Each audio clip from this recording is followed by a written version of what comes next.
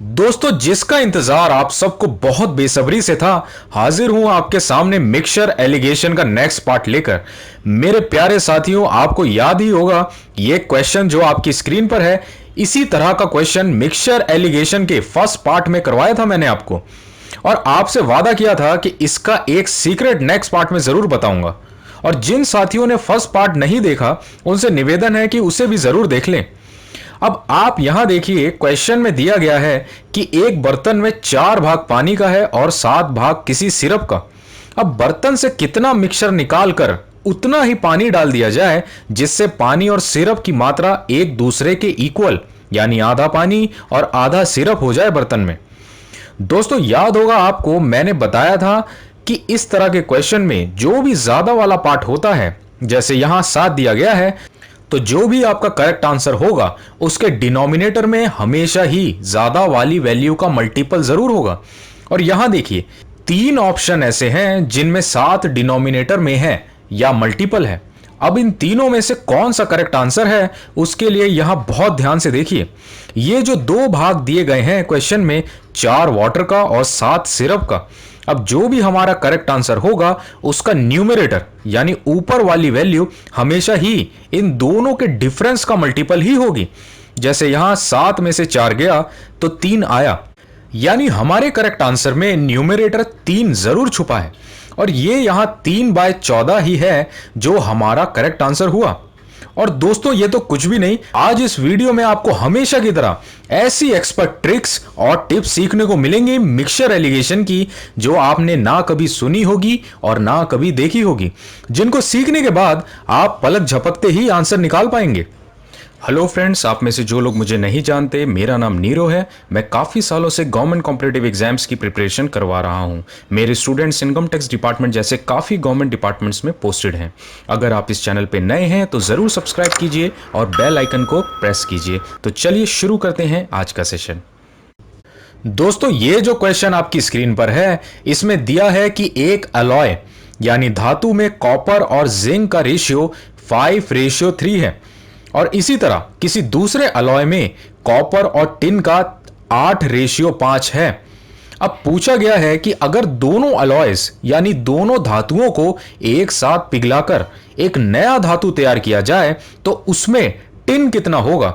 मेरे प्यारे साथियों, ये ऐसा क्वेश्चन है जो बैंक हो या एसएससी एग्जाम, दोनों में अक्सर पूछ लिया जाता है, और कम से कम कैंडिडेट को 1 से 3 मिनट लग जाते हैं इसे सॉल्व करने में। लेकिन आज मैं आपको इस तरह के क्वेश्चंस का ऐसा तोड़ देने वाला हूं जिसकी मदद से आप देखते ही ऐसे क्वेश्चंस का करेक्ट आंसर निकाल पाएंगे। अब आप मेरी बात बिल्कुल ध्यान से सुनिए। यहां एक अलॉय में कॉपर के साथ जिंक का रेशियो दिया है, और वहीं नीचे दूसरे अलॉय में कॉपर के साथ टिन का। अब आप यहां अगर ध्यान दें, क्वेश्चन में टिन की क्वांटिटी पूछी गई है, जबकि टिन का रेशियो यहां 5 दिया गया है। यानी इसी अलॉय में टिन है जिसमें कॉपर 8 यूनिट और टिन 5 यूनिट को ऐड यानी जोड़ दिया जाए तो टोटल 13 यूनिट में से टिन 5 यूनिट होता है। 2 अलॉय से मिलकर ही एक तीसरा अलॉय बनेगा जिसमें टिन कितना होगा उसके लिए बस आपने इसे 2 से डिवाइड यानी भाग कर देना है। इस तरह अब ये 2 इस 13 से मल्टीप्लाई यानी गुना होने पर हमें मिलता है 5/26, और साथियों यही हमारा करेक्ट आंसर हुआ।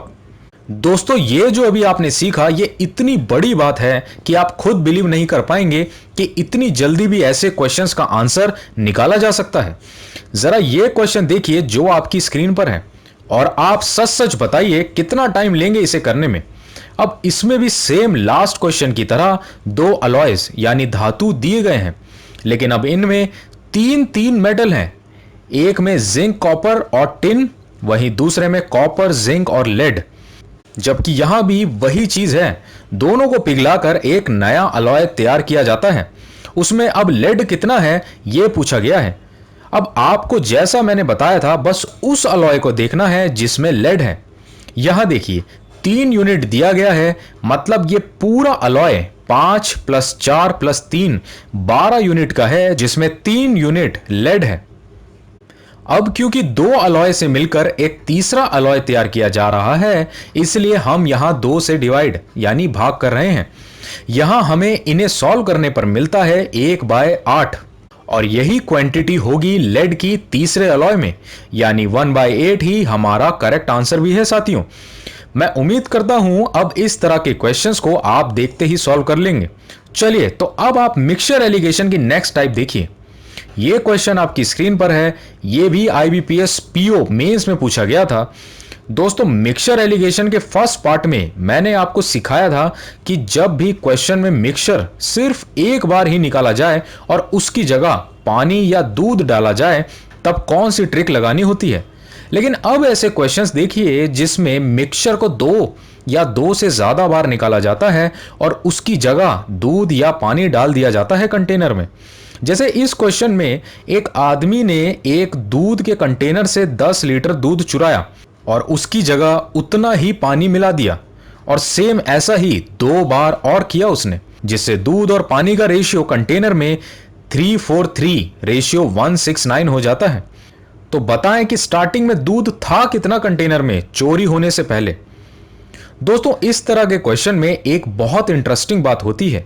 यहां देखिए कि जो दूध निकालकर पानी डालने पर दूध और पानी का रेशियो 3:4:3 रेशियो 1:6:9 हो जाता है, यानी जो पानी है 1:6:9 यूनिट, ये इतना ही दूध चोरी किया गया होगा तभी उसकी जगह इतना पानी है अब कंटेनर में। मतलब यहां से यह साफ हो जाता है कि टोटल 3:4:3 प्लस 1:6:9 यानी 512 यूनिट दूध था स्टार्टिंग में। यहां देखें कि 2 टाइम्स मोर, यानी एक बार पहले चुराया उसके बाद 2 बार फिर चुराया, यानी टोटल 3 बार ऐसा किया चोर ने। इसलिए हम इस 512 का क्यूब रूट निकालेंगे। ध्यान से सुनिए, क्यूब रूट। अगर 2 बार चुराया होता तो हम स्क्वायर रूट निकालते हैं। अब यहां 512 क्यूब होता है 8 का, यानी जो भी हमारा करेक्ट आंसर होगा वो इस 8 का मल्टीपल जरूर होगा। और देखिए सिर्फ एक ऑप्शन ऐसा था एग्जाम में जो 8 का मल्टीपल था और यही 80 लीटर ही हुआ हमारा करेक्ट आंसर। अब मान लीजिए कि ऑप्शन में 2 या 3 ऑप्शन ऐसे मिल जाएं जिसमें 8 के मल्टीपल होते, तब क्या करते मेरे प्यारे साथियों? फिर भी आप आसानी से आंसर तक पहुंच जाते। यहां देखिए क्वेश्चन में दिया गया है जितना भी प्योर दूध था कंटेनर में उसमें से 10 लीटर शुरू में चुराया गया, जिससे दूध 3:4:3 यूनिट लास्ट में बच गया। अब आप जानते ही हैं कि 3:4:3 क्यूब होता है 7 का। मतलब यहां से यह भी साफ हो जाता है कि जो भी हमारा करेक्ट आंसर होगा उसमें से 10 लीटर निकालने पर वह इसी 7 का मल्टीपल जरूर बन जाएगा। और यह बहुत इंपॉर्टेंट बात है जो आपको पता होनी जरूरी है और यह चीज हमेशा ध्यान रखनी है आपको। चलिए दोस्तों अब इसी पर क्वेश्चन एक अलग तरह से कैसे पूछा जाता है यहां देखिए आपकी स्क्रीन पर। यहां दिया है कि 20 लीटर मिक्सचर में दूध और पानी का रेशियो 3:2 है। अब अगर उसमें से 10 लीटर मिक्सचर निकालकर उसमें दूध डाला जाता है और यही काम एक बार और किया जाए तो कितना हो जाएगा मिल्क और वाटर का रेशियो? दोस्तों ऐसे क्वेश्चन में जहां इस तरह 2 या 3 बार मिक्सचर निकालकर दूध या पानी उतना ही डाला जाए जितना मिक्सचर निकाला गया हो, मतलब टोटल मिक्सचर तो 20 लीटर ही रहा, कुछ कम या ज्यादा तो हुआ नहीं। इसका मतलब यह साफ है कि जो भी हमारा करेक्ट आंसर यानी मिल्क और वाटर का रेशियो होगा उनको ऐड यानी जोड़ने पर वह इसी 20 का मल्टीपल बन जाएगा। और यहां ऑप्शन देखिए, 2 ही ऐसे ऑप्शंस हैं जिनके रेशियो को ऐड करने पर 10 आएगा जो 20 का मल्टीपल भी है, यानी इन्हीं दोनों में से एक हमारा करेक्ट आंसर भी है। अब उसके लिए एक कॉमन सेंस वाली बात है, यहां मिक्सचर को निकालकर उसमें दूध ही 2 बार डाला गया है, यानी दूध की क्वांटिटी ज्यादा ही होगी। और यहां क्वेश्चन में मिल्क और वाटर यानी दूध का रेशियो पहले ही आएगा आंसर में, जिससे ये वाला ऑप्शन बी जिसमें 9 रेशियो दूध का ज्यादा है पानी से, यही हुआ हमारा करेक्ट आंसर। अब मान लीजिए कि ऑप्शन में 2 या 2 से ज्यादा मल्टीपल मिल जाए मिक्सचर की क्वांटिटी, तब क्या करेंगे? तो मेरे प्यारे साथियों तब भी चिंता की कोई बात नहीं है। जी हां, उसके लिए आप इस क्वेश्चन को देखिए।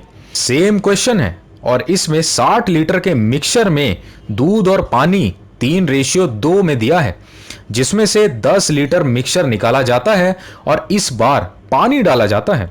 और ये दोबारा एक बार फिर किया जाता है, जिसके बाद कितना हो जाएगा मिल्क और वाटर का रेशियो ये बताना है। अब सेम वही चीज आपने करनी है जो लास्ट क्वेश्चन में हमने किया था।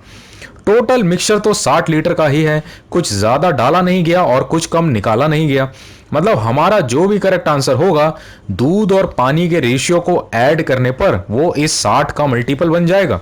अब यहां देखिए 3 ऑप्शंस ऐसे हैं जिनके रेशियोज को ऐड करने पर वह 60 के मल्टीपल बन जाएंगे। लेकिन क्वेश्चन में दिया है कि वाटर को ही डाला गया है 10 लीटर मिक्सचर निकालने के बाद, यानी वाटर का रेशियो ज्यादा होगा मिल्क से, जिससे हमने यहां 2 ऑप्शन शॉर्टलिस्ट किए जिनमें वाटर का रेशियो ज्यादा है मिल्क से। अब इनमें से कौन सा करेक्ट आंसर होगा, तो उसके लिए यहां एक और नई चीज सीखिए। ये 60 लीटर में से 10 लीटर निकाला गया और उसकी जगह पानी डाला गया, लेकिन दूध तो कम ही होता गया। और वो कितना यूनिट तक कम हुआ होगा, ये यहां 60 में से 10 लीटर गया तो 50, यानी जितना भी दूध का यूनिट बचा होगा वो इस 5 का मल्टीपल जरूर होगा। यहां आप देखें कि ऑप्शन भी क्लियर दिख रहा है हमें कि दूध वाला रेशियो 5 यूनिट है और यही करेक्ट आंसर भी है। लेकिन मान लीजिए कभी ऑप्शन में कुछ और दिया हो, 2, 3 या 4, जिससे मल्टीपल का पता ही ना लग रहा हो, तो आप देखिए इस तरह चेक करेंगे। जैसे यहां 5 यूनिट अगर 60 लीटर है तो 1 यूनिट यानी 12 लीटर हुआ, और इधर 12 यूनिट 60 लीटर है तो 1 यूनिट यानी x 5 लीटर हुआ।